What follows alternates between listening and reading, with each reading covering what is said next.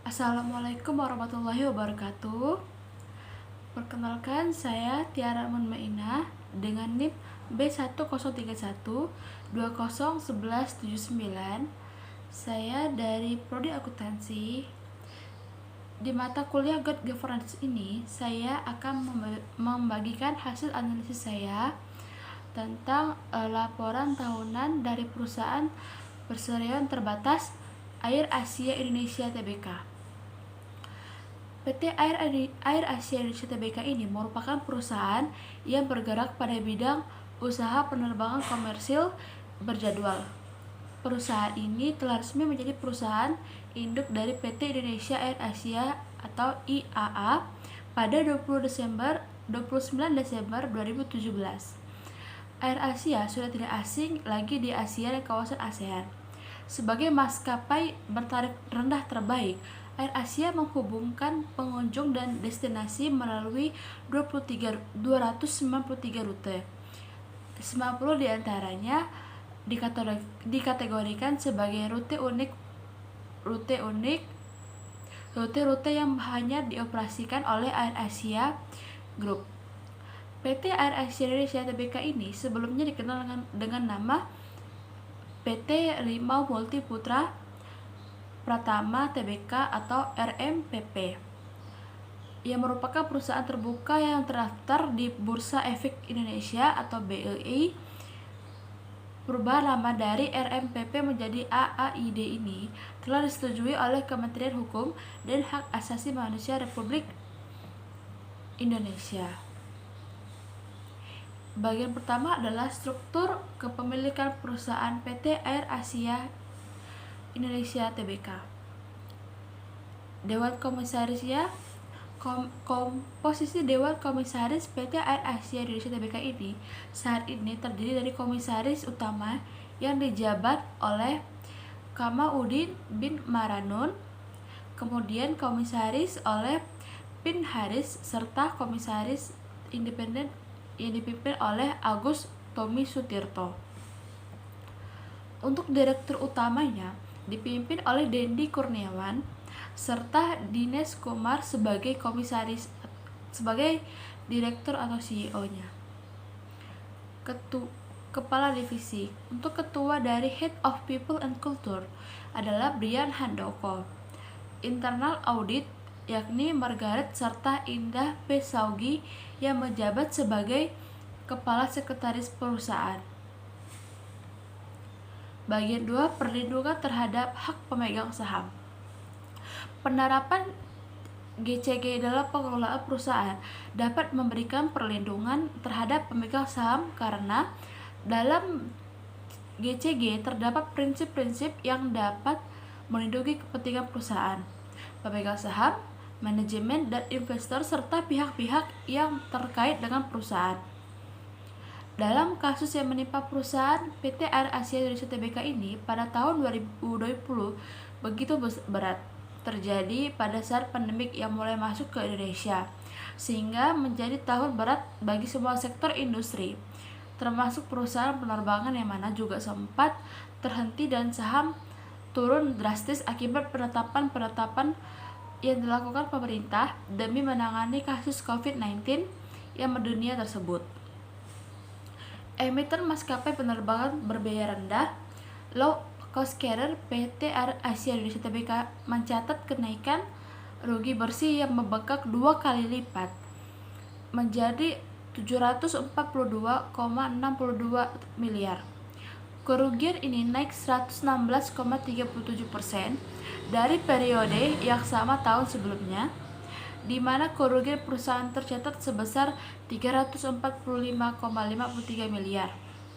Peningkatan kerugian fantastis ini terjadi akibat pendapatan perusahaan turun drastis menjadi hanya 233,71 miliar, turun 83,12% dari kuartal pertama 2020 sebesar 1,32 triliun.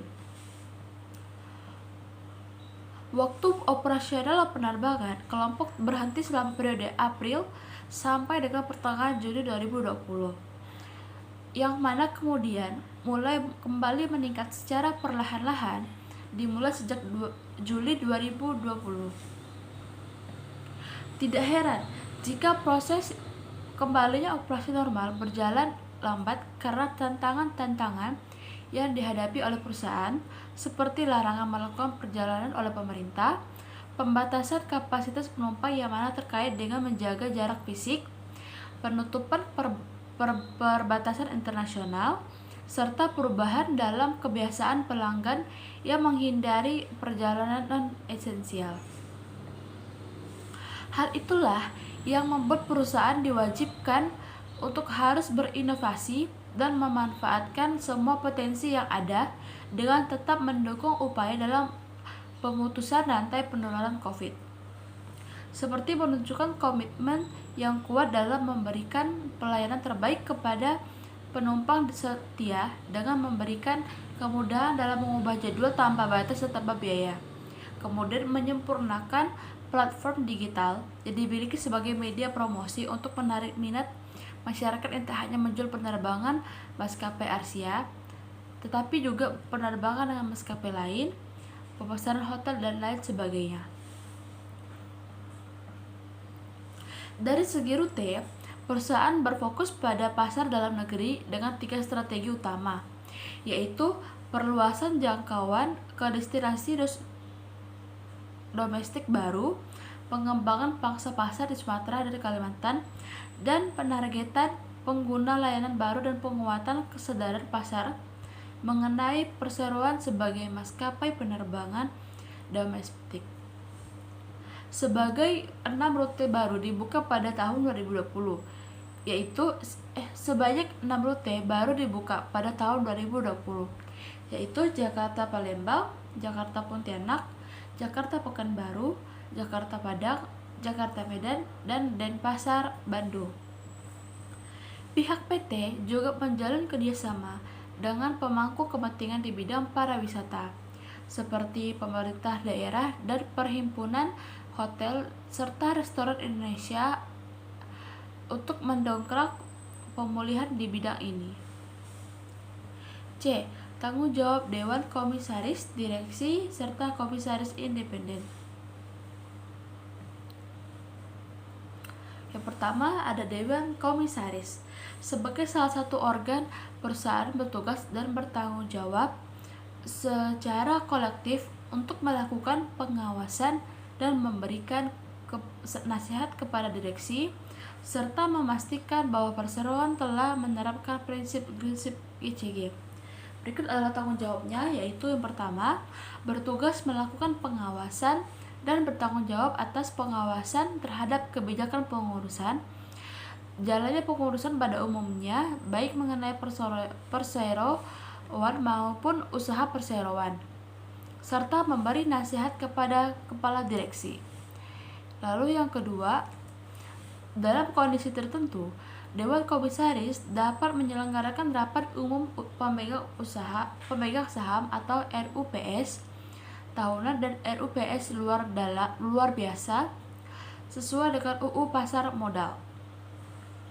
Lalu yang ketiga, setiap anggota Dewan Komisaris wajib melaksanakan tugas dan tanggung jawab dengan itikat baik, penuh tanggung jawab dan kehati-hatian. Yang keempat, dalam rangka mendukung efektivitas pelaksanaan tugas dan tanggung jawab, Dewan Komisaris dapat membentuk komite. Yang kelima, melakukan evaluasi terhadap kinerja komite yang dibentuk pada setiap akhir tahun buku perseroan.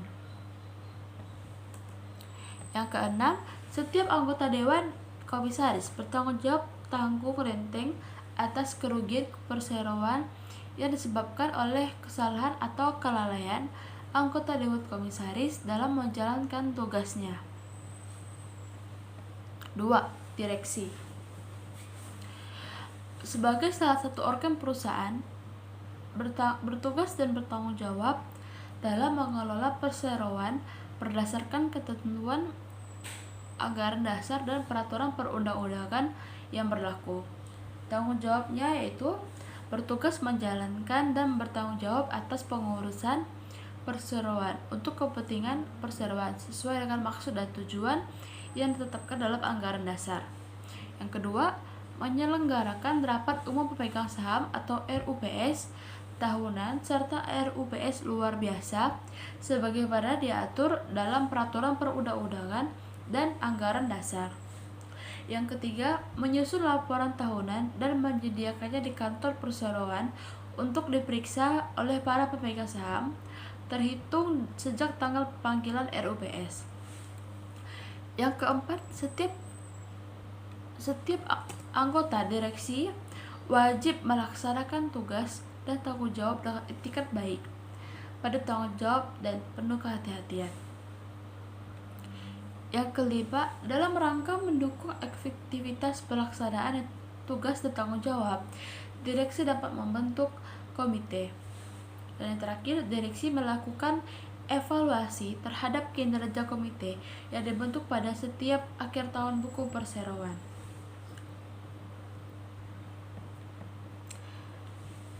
3. Komisaris independen.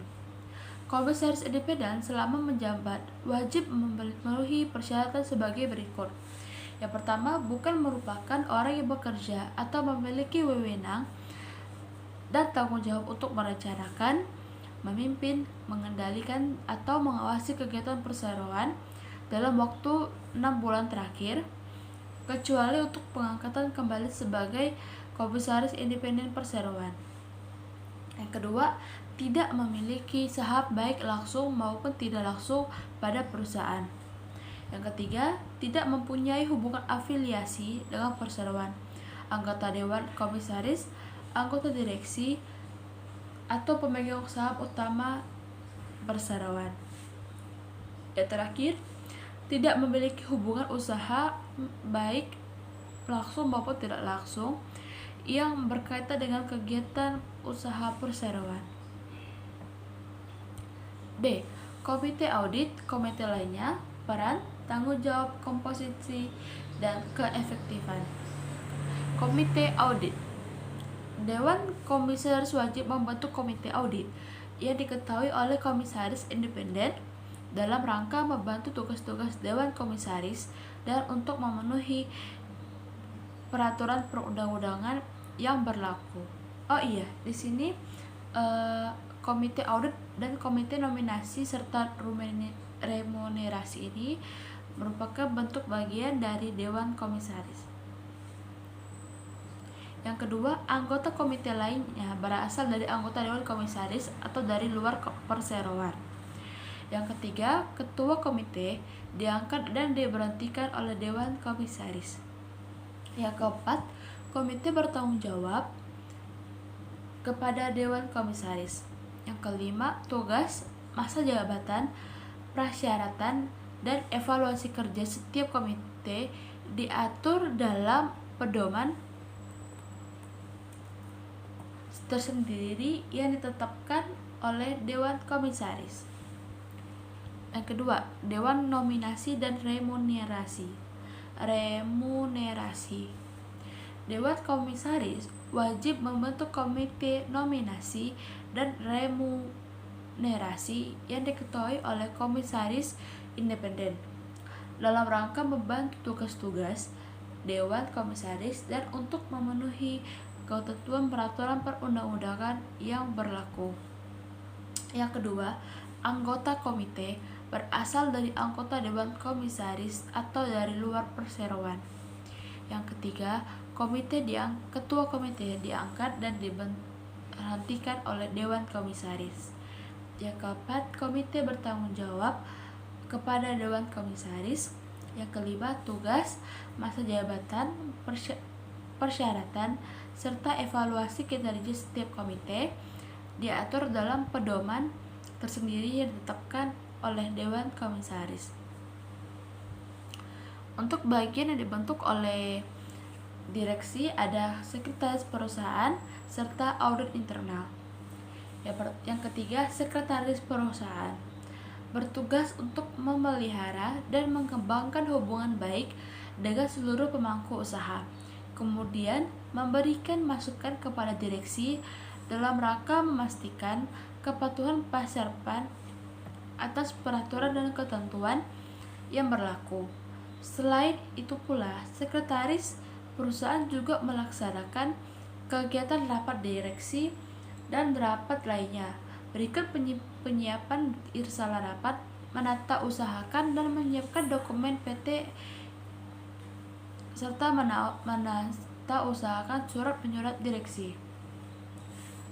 Yang keempat, audit internal merupakan aparat pengawas internal perseroan yang dibentuk untuk membantu direktur utama dalam melaksanakan tugas pemeriksaan internal keuangan, pemeriksaan operasional perseroan, dan menilai pengendalian, pengelolaan, serta pelaksanaan kegiatan usaha perseroan serta memberikan saran-saran kepada direktur utama.